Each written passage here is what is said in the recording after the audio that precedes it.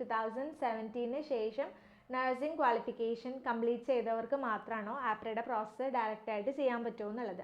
ഒരു process complete ചെയ്യാനായിട്ട് 2017 മുമ്പ് ക്വാളിഫൈഡ് ആയിട്ടുള്ള നഴ്സസ് എലിജിബിൾ അല്ല എന്നുള്ളൊരു ടോക്ക് നടക്കുന്നുണ്ട്.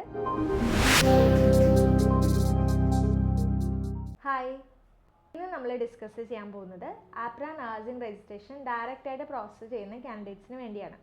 ഇതൊരു ക്ലാരിഫിക്കേഷൻ വീഡിയോ ആണ്. റെഗുലറായിട്ട് നമുക്ക് കുറേ ക്വസ്റ്റ്യൻസ് വരുന്നുണ്ട്. 2017 ശേഷം നഴ്സിംഗ് ക്വാളിഫിക്കേഷൻ കംപ്ലീറ്റ് ചെയ്തവർക്ക് മാത്രമാണോ ആപ്രയുടെ പ്രോസസ്സ് ഡയറക്റ്റ് ആയിട്ട് ചെയ്യാൻ പറ്റുമോ എന്നുള്ളത്.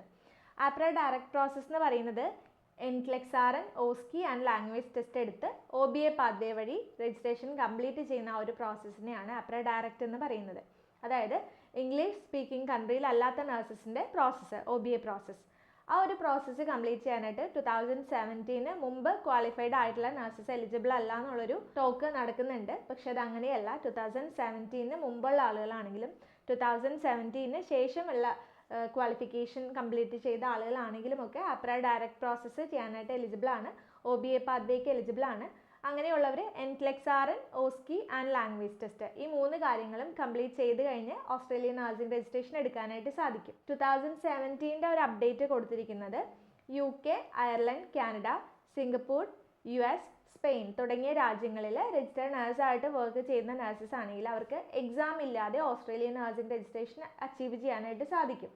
ഇംഗ്ലീഷ് സ്പീക്കിംഗ് കൺട്രിയിൽ 1 ഇയർ എക്സ്പീരിയൻസ് ഉണ്ടായിരിക്കണം. അവരുടെ നഴ്സിംഗ് ക്വാളിഫിക്കേഷൻ 2017 ജനുവരിക്ക് ശേഷമായിരിക്കണം.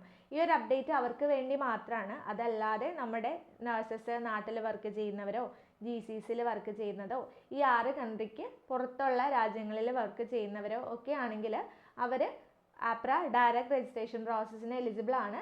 ക്വാളിഫിക്കേഷൻ്റെ കാര്യം നോക്കേണ്ട കാര്യമില്ല. BSc കംപ്ലീറ്റ് ചെയ്ത ആളുകൾ, GNM+ പോസ്റ്റ് BSc കംപ്ലീറ്റ് ചെയ്ത ആളുകൾ, GNM+, GDN, GCN, GCAN complete ചെയ്ത നഴ്സസ്, MSc നഴ്സസ് ഒക്കെ ഈ ഒരു ആപ്ര ഡയറക്റ്റ് പ്രോസസ്സായ OBAക്ക് എലിജിബിൾ ആണ്. ഇങ്ങനൊരു റെസ്ട്രിക്ഷൻ ഇല്ല. സോ എല്ലാവരും പ്രോസസ്സ് ചെയ്യാനായിട്ട് എലിജിബിൾ ആണ്.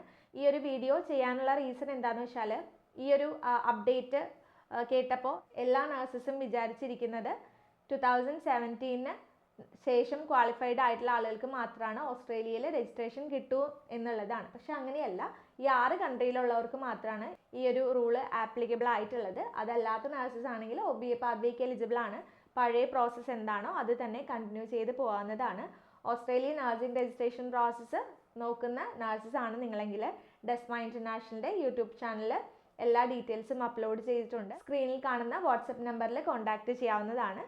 സോ വീഡിയോ കൊണ്ട് എല്ലാവർക്കും താങ്ക് യു സോ മച്ച്. പുതിയൊരു ഇൻഫോർമേറ്റീവ് വീഡിയോ ആയിട്ട് വരുന്നവരെ ബൈ.